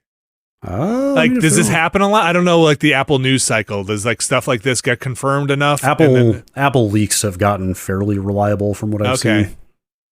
Like the design of the phones is rarely a surprise these days and stuff like that. So somewhere out in the wild, somebody's going to leave one of these at a bar. Something's going to happen. These things are. There is a physical version of this probably somewhere in some people's hands. Yes. Yeah. All right. Well, let's see what happens with Apple's $2,500 XR headset. Alex, you popped this story in here. Yeah. And it's okay. I'm going to say this before we get into it. Not trying to be goofing. I'm not trying to be mean. Making games is hard. But what happened here? So Ubisoft has gotten out there and said that this is part of an investor call, that they are going to be canceling some projects internally, all of which I'm pretty sure are unannounced at this stage. But they are also going to be delaying Skull and Bones again. And not only are they delaying it, it's delayed to next year. Well, it could be, right? It seems like that's what they're pushing. Wasn't the window a 2023 to 24? It sounds more like 2024 in the way that it's being phrased here. And they also talked about how, I guess, Mario & Rabbids Sparks of Hope and Just Dance underperformed this year. So ultimately, it was not a great year for Ubisoft. Yeah, Skull and Bones 2024, but they are saying that they are still going to have their Assassin's Creed and a new Avatar game, and yet to be announced premium games, including a large one. Quote ends that quote in 2023, 2024. But that's all stuff that is like at this point, unknown as far as what it actually is. And like again, most of the projects they're talking about having canceled here are things that have not been announced. Yeah, I don't know. I don't know what to say about Skull and Bones anymore. Like, I don't think they do either. Like, there's only so far you can go before you have to just like remake that game, right? I think they did, didn't they? Wasn't that the word? They've reworked that game at least a couple of times since it's been it started. so long. Like at this point, are you just on UE5 or something? Like, do you just say like, okay, we got to start over again? Keeping track of where this game has been is a full-time beat at this point. So, it's a bummer Sparks of Hope didn't do as well, because that's a pretty good game. Yeah, it was by far game. my favorite Switch thing of last year. Yeah. All right. Well, I'm going to take Skull and Bones off my 2023 list for stuff I'm looking for officially. Take it off the board. Hey, at least they got out there early with it, right? That at least their team knows now that they have the rest of the year. I think the last delay had it coming out this quarter. Yeah, it was supposed to be out soon. This IGN story says early 2023 to 24, so that's an awfully big spread. That's a wide range. Oh, for Skull and Bones? That's the language they used. So okay. It sounds like any time between this April and the beginning of next year. Jeez. Which seems open-ended enough that they probably have no idea themselves. I have to imagine a lot of that is going to come down to what else do they have in that time. And just if the game is functional or not. Like, who knows if it's even in a shippable state. Which, again, giving a window, they themselves coming out and saying the window is that big really raises questions about what state the game is in. Or if they can't even pinpoint a quarter. Or like what resources they're giving it. Maybe they're shuffling around teams and it's just a low priority at that point, this IGN story says that they have a restructuring, quote unquote, planned after the underperformance of those games. Hmm. The Just Dance train was always going to hit a wall at some point. Like, those games are not particularly expensive to develop, but they've been making so many of them for so long, and they have not really changed in any meaningful way in years. Video games. Video games. Speaking of video games, we've got a giant Sony block here. Sony CES happened. Sony had a little block there where they announced a couple of things. They showed off some things. Apparently, people were, or at least it's hard to tell. I read some reviews of that PlayStation VR. People seemed pretty excited about it. It seemed to be. I didn't see a lot of criticism of it, let's say, but it's also obviously preview. My experience is when you demo VR at a place like that, you're kind of getting the optimum experience, set up for a lot of that. And so I would certainly hope so. Yeah. So, Brad, what do we got here from the Sony beat, as it were? I just had to, not a lot was announced, but I had to laugh when I saw this headline on Polygon, partially the way they phrased it. The PS5 shortage is over, says PlayStation boss. Uh-huh. It's all good. I got a little bit, and by boss they mean Jim Ryan. Mm-hmm. I got just a little bit of a George W. Bush mission accomplished vibe from this. Uh-huh. Yeah. But, I mean, whatever. They would know what their supply chain looks like. I assume they're fairly confident if they're saying this. But anyway, Jim Ryan flat out said at CES that, he didn't flat out say, hey, if you want a PS5, you can just go get one. But he got pretty close to it. I mean, yeah, he got pretty close to it. I think the quote he has is dang near standing next to it. Everyone who wants a PS5 should have a much easier time finding one at retailers globally starting from this point forward, he says. I mean, anecdotally, as of the holidays, at the tail end of last year, it seemed like people were having an easier time finding. Yeah. It feels like it's slowly been getting better for some months now, but for them to actually come out and say it, they must be pretty confident that they're going to have pretty good, solid, steady shipments. And they're still producing the two SKUs, the diskless and the disk driveless, and those are okay. Yeah, there was that weird rumor that I don't feel like I saw confirmed by anybody else last year, that they're going to move to one SKU with an optional add-on optical drive. Yeah, I remember that. I do remember seeing that. I don't feel like that got picked up by or confirmed by anybody else, but we shall see. Okay, that wasn't the only Sony thing. I thought this was actually maybe the most interesting thing they had there. Yeah, this is cool. Maybe a little belated, but they announced something called Project Leonardo, which is an accessibility first kind of extensible controller. Mm-hmm. It's kind of their answer to Microsoft's the Xbox Adaptive Controller, mm-hmm. which is about 5 years old now, almost. I think. But it's good that they are doing this for the PlayStation as well. Of course, sounds like it's a pretty similar thing. Like it's got a bunch of different types of buttons that you can plug into kind of extension ports on there, so you can customize it pretty extensively. Now, PlayStation is a closed platform, right? Like, they don't let you use any kind of external stuff that other people might have developed for this purpose. Not controller. Well, they're weird. Xbox is much more closed than PlayStation. There are some things on there, but you can, they've always been a little more laissez-faire about you can just plug a keyboard in. You can use any old Bluetooth headset, although I think that's actually no longer the case, right, with the PS5. Is that right? I thought it was, but then some people said that that's not the case. I still thought you could just pair a Bluetooth headset. Yeah. They used to be real loose on kind of the PS3 ish era about just pair whatever you got. It's fine. Install Linux on this thing. Oh, wait, no, actually don't do that. Yeah, no, there's a lawsuit about that. But anyway, this is made for use with the PlayStation 5, of course. And you can pair two of them together and still have a dual sense as one player as a unit. It looks a lot more unusual than the adaptive controller. Yeah, I think, which the adaptive controller is just a gigantic slab Yeah, this is like looks like a control surface. This is much more kind of bespoke looking. Like it's got this rounded button configuration on it. You can go Google pictures of it. It's like an arcade stick with this circular disc next to it. Yeah. Yeah, it looks less conventional controller than the adaptive controller, but yeah, it's an interesting design. I'm sure it's extremely intentional, and boy, I assume they had a bunch of people come in to give them guidance. Yeah. They say they worked with accessibility experts on the design.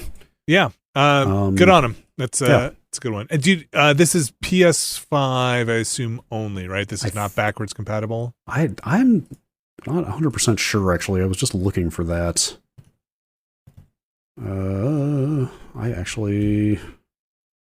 This Video Games Chronicle article doesn't seem to say. Yeah, I'm looking on the PlayStation blog. It is okay. The wording makes it sound like it is PS5 only.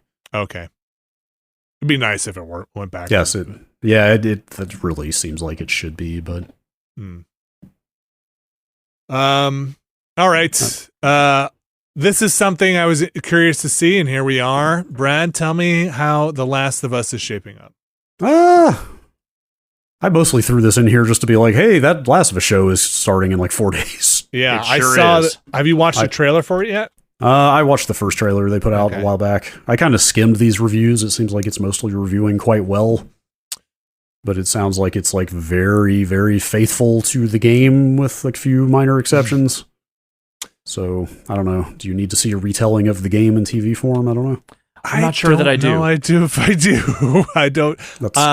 That's kind of the real reason I brought this up, was just like, hey, how are people feeling about The Last of Us show? And by people, I mean you. I mean, I like that first game a lot. I have played now that game multiple times. I don't know if I need more of that. And while I like Pedro Pascal and I like the actress that is playing Ellie, like I don't think if I'm going to check it out, it is purely out of professional curiosity. That's kind of where I'm at. I get the sense if I watched an episode, I'd probably watch more than one episode. Like I bet if it's reviewing well, that means it's probably done in an engaging way, regardless of if you know the story or not. So I'd probably wind up being like, okay, they're going to end on a cliffhanger. I'll watch the next episode. Okay, I'll watch the next one. Empire called it comfortably the best adaptation of a video game ever made. I mean, you're not. I mean, what are we talking about here? Witcher. I mean, pretty low bar. Yeah. Yes. But the non-animated is an extremely low, like small sample size.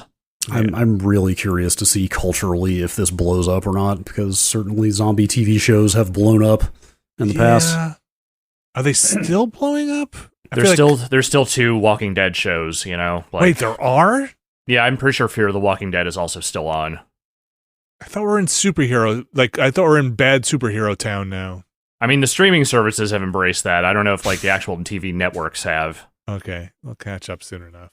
But yeah, I mean, AMC mostly. I mean, they're still. I think it's still their biggest thing. It's going to be really weird to me if the name The Last of Us just becomes a household name, nationwide beyond the game. It's pretty big. Yes and no. For people who play games, yes. It'll have the same, to me, it'll just have the same vibe of when everybody was talking about Game of Thrones, right? And it was just like, oh, everybody's talking about Game of Thrones. It's not just Jason Ocampo anymore. Right. Yeah. That's what I mean is are people who don't know shit or give a shit about video games going to suddenly love The Last of Us? No. I would love to see, and I wonder if they'll reveal this, of how many non-PlayStation owners go out and buy a PlayStation and or The Last of Us because they love the show. And go and are, what is that like? What is it like to go from the Last of Us show to be like, okay, let me see what the game is like? That's a weird grinding of the gears in my head to be like, the game doesn't really get it right. Or, the game is like, there's a lot more just killing in the game. I don't know. That's a weird one. That's like watching Game of Thrones and then going to read the books and being like, I don't know how they're. Well, we're trying to read the books, I should say. Yeah, I don't know if this is really such a faithful retelling. They may not need to do that. Well, maybe when we get Last of Us 3, they'll go and they'll re-release 1 and 2 with Pedro Pascal's face remapped onto Joel. and they'll That is something I have thought about also in the past, is do we enter a world where, okay, yes, so Neil Druckmann has been out there doing some interviews in the wake of this show where he is kind of paying a little more lip service to the idea that there will be a Last of Us Part 3 game. Mm-hmm. I mean, 2 did very well. Yes. It did not just review well, it sold very well. I think there's more story to tell, he says. I mean, I did not feel that way at the end of 1. I still do not feel that way at the end of 2. Yeah. But let me tell you this, Vinny. Yeah. What if people were telling you, hey, those games sold a lot of copies. You should find some more story to tell. Well, so that's the other reason I bring up is the TV show going to blow up into some cultural phenomenon? Because if that happens, then like it seems like a Last of Us Part 3 is absolutely inevitable. I'm going to come out on a limb here, and I'm going to say I do not think this show will be a cultural phenomenon. It seems like it is reviewing well, and I imagine it will probably do just fine for HBO, but nothing about the production of this thing screams to me that this will be the next big hot shit show. Yeah, it could very well just be, fans of the game get very excited about it, and it's well made, and it comes and goes. Yeah, that's my personal feeling about it. Yeah, I just what do you think a Last of Us Part 3 would even be? I feel like Ellie needs to just be out of the picture at this point. It feels like her story has absolutely come full circle. Seriously. Unless I feel like where they left Abby and Lev at the end of that game is probably if you were going to tell another story, that's probably the place to pick up from. I don't know. Unless you want to tell the story, you're going to make a trilogy and you want to tell the story of Hope coming back to that world, I don't know what's left to do. They went so dark and grim into. If they don't find some way to fix the world, there's nothing left there, because that's really all there is. If that's because the only left hanging thread for me is it possible to actually salvage that world? Yeah. So if you want to take it to some other place that is, hey, there's a possible cure here or something, or, explore that more. They kind of just, I like 2, but it's grim. It is a grim ending. It is a grim tale. So I don't know. That's if they're doing a faithful recreation, maybe that's just the tone of what people want. But it's a dark story. Have they said if this is just one? The series. I think the series is mostly following the events of 1. Okay. I believe the first season covers the first game, but I don't know if it covers the entire first game or not. Did they start with the DLC? I don't think so. Okay. You could definitely see the DLC becoming like flashbacks in the show. That definitely feels like that could be like a mid-season flashback episode or something. Yeah, sure. I feel like I see a lot of talk about Nick Offerman playing Bill in this. I mean, I'll take Nick Offerman in pretty much anything. So yeah. Sure. The cast is the one thing about this series I have zero qualms about. I think they did a good job casting this show. There's this story I will say in the Video Games Chronicles story you posted here, Brad, a quote from the co-writer that says, when he says it's the greatest story that's ever been told in video games, open and shut case, but then goes on to say, explain that in his opinion, one of the reasons for this is that its protagonists are just normal people rather than larger than life characters. Quote, they didn't shoot anything out of their eyeballs, he explained. They're just people, and that in of itself is remarkably rare in games. The fact that they kept it so grounded and really made you feel, I had never experienced anything like that, and I've been playing games since 1977. That person is about my age. That is a poor take on video games. Yeah, that's Craig Mazin, the guy who did Chernobyl. Those quotes absolutely raised a hubbub back when they were. Yes, they did. Back when they came out some weeks ago. Super powered video game stuff is just not where we're at now as a thing you can bash video games for, right? That might you might have had a point 10 years ago, maybe when The Last of Us came out. Maybe even then you were pushing it. There's literally a game called Grounded. It's right there in the name. Yeah, it's I don't know, but not a knock against the show, but more of just me getting a little riled up about video games. Yeah, there are plenty of great video game stories out there. I'll probably check out an episode of this. Yeah, I'll give it a go. My enthusiasm for it is fairly tempered. I mean, you guys must be curious what a clicker looks like, right? Like what are they going to do with the monster design? And kind of. I mean, there've been some glimpses in the trailers that make them look pretty similar to the game. It's like they apparently got rid of spores. Wait, what? What? Yeah, the airborne spore stuff they got rid of because I think they did not want their actors to be wearing masks. Is Pedro Pascal like, no, I'm not putting on a mask for 90% of the show? If he of all people would be the most amenable, I feel like, to that, but apparently they wanted to make some alterations. That was one of the things they got rid of. But that's like a huge. I know. Whatever. I don't know how you have a report that says it's faithful and you can't get sick with airborne spores. I'll find out. We'll find out. I'm not going to get bent debuts. out of shape about it. No. About any of this, really. I'm not. I'm not that particular. Curious though. Curiouser and curiouser. All right. Is that the news? Feels like the news. That's it. That is the news, but that's not the show quite yet. How about a little thing in 2023 we're calling emails? Brad Shoemaker, you got an email address people could send stuff to? It's a bold name. I know. It's a bold year. Podcast@nextlander.com. What? That's podcast@nextlander.com. Oh, podcast@nextlander.com. Uh-huh. What do we got today? Let's read a couple here. How about this one from Kim? Mm-hmm. Okay. Longmont, Colorado. In response to the email asking if they can drill a hole for Ethernet, I've totally done that in a rental apartment. Ooh. Your advice was good, and here's what I did. Okay. Number 1, wait until business hours when a building contractor would be working. Okay. Turn off power to any nearby outlets. Carefully select a wall position that very likely had no power behind it. Okay. Sawzall, is that the term? Sawzall, sure. Sawzall the drywall, boy. with the other outlets on the wall. Buy a nice matching wall plate for the Ethernet jack. This worked out great. I got my full deposit back because it looks like it has always been there. Oh, and I got to play some low latency Call of Duty. Okay. All right. In short, be smart about it and do a good job, and you can totally get away with it. This is not legal advice. Okay.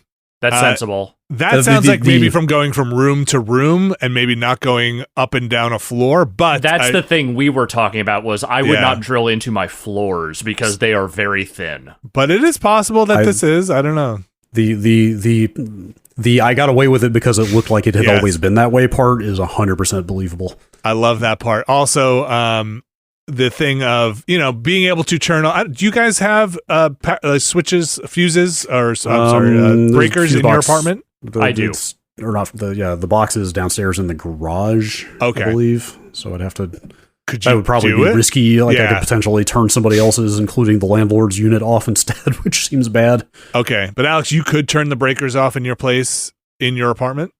Yes. I mean, there is breaker switches and there is a breaker box in my apartment. Okay. Interesting. Yeah. Okay. All right. I'll take it. I like the idea of make it look good. Nobody will notice. Maybe they'll be happy about the upgrade. Who knows? Probably not. Probably not. You never know. What else we got, Brad? Maurice in Toronto. This is from a few weeks ago, shortly after the Game Awards. So that's the context here. Mm-hmm. Would the Oscars be more interesting if they copied the style of the Video Game Awards? If on Oscar night it was guaranteed that you would see 10 to 15 new movie trailers for movies you had no idea about, would that be a selling point? I think so. What do you think? I think so too. Yes, definitely. Like if you just like piled in all the next year's movie trailers and beyond, and TV and prestige TV trailers, I would probably You're causing me physical pain right now. What are you talking about? I would probably do the same thing, which is maybe not tune in for the Game Awards, but watch all the trailers. Or sorry, for the Oscars, but watch all the trailers. Why is this physically painful? I I don't like this thing of using award show primarily as a delivery mechanism for future-looking promotions. Mm-hmm.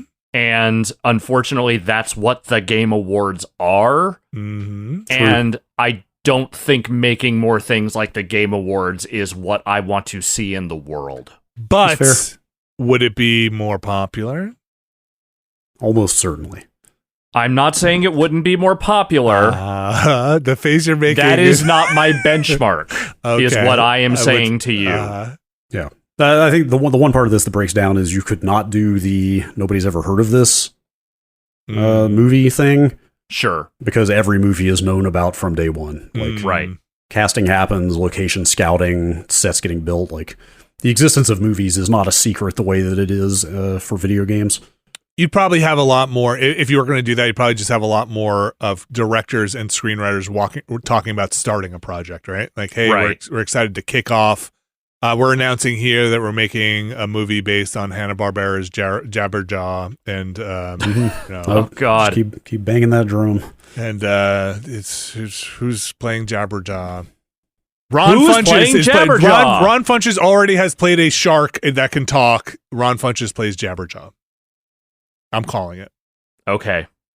You can call that if you want. Ron Funches now can only play sharks in. It's like just got to break out of shark casting. Oh, good lord, man! No, Brad. I think he could do it. Brad, he's got the range. Mm-hmm. What else is going on? One more email from Ryan. You guys will probably you'll have more thoughts on this than I do because you played way more Pentiment than me. Pentiment. Ryan says, longtime fan here, all the way back to the GameSpot days. I thought you might be interested in a professional historian's take on Pentiment. I would be. Yes. I'm not a historian of the early modern period. That's usually considered to be the era between the end of the Middle Ages and the French Revolution, roughly 1500 to 1800. Okay. But one of my PhD fields was modern German history, so I'm familiar with the history of the region. Okay. I love our fans. Thank you. My own research focuses on the history of science under Nazism. Okay. Pentiment is the most historically informed game I have ever seen. It's not just that the developers clearly immersed themselves into the minutiae of everyday life in the Holy Roman Empire, although they certainly did that with aplomb. Child mortality, the role of religion in everyday life, the danger of going against the church or the Lord, etc., are all accurately depicted. It's that their portrayal of the individuals in Tassing is so nuanced. Even though we all know from our everyday lives that humans are complex and contradictory, casual depictions of history often attempt to sort historical actors according to simple black and white moral scales. Let's not also forget that moral codes have changed over time. In Pentiment, all of the characters occupy some moral gray area and are undeniably human. Even the abbot is humanized. Moreover, despite popular conceptions to the contrary, any historian will tell you that the search for one single truth is a fool's errand. People remember things differently and tell different stories. Pentiment depicts that as well with the murders. And Vinny, although it is sometimes frustrating, the walking speed also immerses the player in what it was like at that time. This was an era when traveling to the next town over was a big deal, and many people never left their hometown. You had to walk everywhere. Imagine how frustrating that must have been. I don't know, man. If Facebook is any indication, a lot of people haven't left my hometown either. Fair. He closes by saying, if I were still teaching, I'd absolutely use this in my classes. I hope they make similar games for other periods. So, there you go. I agree with everything except the walking. Academically approved. It's a great game. This is going to become part of curricula across the country. That's right. I need you to get to chapter 2 in Pentiment, and I want you to kind of give your study on who you think should die in this game. Thank you very much. I have that on my desk by Tuesday. Thank you very much, everybody. Also buy an Xbox. He threw in a PS here real quick. It's so freaking cool that they included the option to use the long S, that funny thing that looks like an F. That is pretty funny. I think it's all off by default. And they did it accurately. Yes, I believe that one is, because that one's pretty mind-bending if you don't know what you're looking at. Yeah. He says, believe it or not, the long S was used in some forms of printed and written German up through World War II. I'll give you the long S. In a more just world, that would have been the biggest Game Pass game of last year, but I also realize that's probably a tougher road to hoe than something like High on Life. What a tonal and cultural spread between High on Life and Pentiment. Yes. I mean, basically the same game. Game Pass, something for everyone. That's right. That's going to do it for the emails. Again, podcast@nextlander.com. Thanks to everybody who has written in, and you can write in. And when we get the emails, we collect them up. We get the good ones, and we read them on this here show. Want to thank everybody for joining us. It is 2023, in case you forgot. And in case you forgot, we also have a Patreon. It is at patreon.com/Nextlander. And in case you forgot, we are always very grateful for everybody who supports us over there at patreon.com/Nextlander. You can find a bunch of stuff, a bunch of different tiers. We got Never Been a Better Podcast coming up on this Friday with Abby Russell and Austin Walker. They'll be there. That's edited. I need to put that up on the internet. That'll be ready on Friday. We've got the Watchcast. Do you like Blade? Yes. It's an open-ended question. No, I'm just saying it's not. The answer is yes, you like Blade. Do you want to see how we fare with Blade? You can go check it out on the Watchcast. We're wrapping up Star Trek, the original series, TOS. You can go check that out over on the Watchcast as well as Ramblecast and all the other fun stuff. Planoramas, patron Q&As. There's a lot of stuff up there. And here's the magic thing. It's all there waiting for you to unlock it. It's been waiting there the whole time. If you were like 2022 isn't my year, but 2023, that key opens that door and it's like a closet of boxes that just fall on you on that RSS feed. So go on and check it out there. There is one tier over on that Patreon that gets their names read on this here show. It is the Mysterious Benefactor tier. Thank you very much to all of our Mysterious Benefactors. Alex Navarro. Yes. Would you kindly do the honor? Would I unveil? Yes. The Mysterious Benefactors? Yes, would you please? I will, in fact, unveil our Mysterious Benefactors, and they are this week. RRE, John Richardson, Vornak, Kelly F., James Smith, Brian Lucier, Skywarp, John Hubbard, Sean Miller, Brad Shoemaker's Gabriel Knight's Mid-Sized Voodoo, Evan Cook, Mark Wilhelm, JM, Jerry Lee, Gary Pejsky, Robert Fisher, John McInnes, Hashtag Bunny Crimes, Peter Reardon, Thomas Lynn, Jad Rita, Statics, Andrew Jackson, Razgriz 2023 Dystopian Hell Edition, Brian Murphy, Trevor and Adrian R., Kevin Villado, Randy Duax, Andrew Tiepkin, Alex Wu, It Me JP, Matt Clements Jr., Edward Chick, Andrew Slosky, Michael Jonathan Black, Steve Lynn, Matthew Herrig, David Campos, and Tyler Treese. And thanks again to our Mysterious Benefactors, some of whom, again, been with us for a very long time. Thank you very much. And are just now getting around to letting us know what the actual pronunciation of their last name is. It's true. We'll fix it. We'll do it for you, I want the consumer. They may have enjoyed hearing the variations. Yes, if you have not tired of it, then it's okay. But thanks to everybody for supporting us. Thanks to all of our patrons. Thanks to everybody who's listened to the podcast, who supported us, let other people know, watched us over on Twitch and YouTube and all the places. Cannot do it without you. These are true things. That is going to do it for this week's show. Like I said, you'll want to check out all of the fine Nextlander universe of goods, including on Monday we played a game called Breakout 13. It's an FMV game. Mm-hmm. I like that. Chinese production with some budget behind it, it seems like. Yeah, we didn't quite finish it, so it's possible we will finish it this week, possibly. No guarantees, but we might come back to it on Friday when we have our Friday fun stream. We also have on Thursday a grab bag. I'll tell you this: Breakout 13. Maybe the number one video we've ever put on YouTube in terms of dings for people claiming. I think every sound cue in that game got dinged somewhere else. So, great world we live in. Great marketplace we have to exist in. like 15 or 16 parties divvying up the 13 cents from that video. Good luck with that. I'm just happy it didn't get banned from viewing. That's always my fear. Thanks to everybody again for supporting us. That our biggest fear is really not the monetization.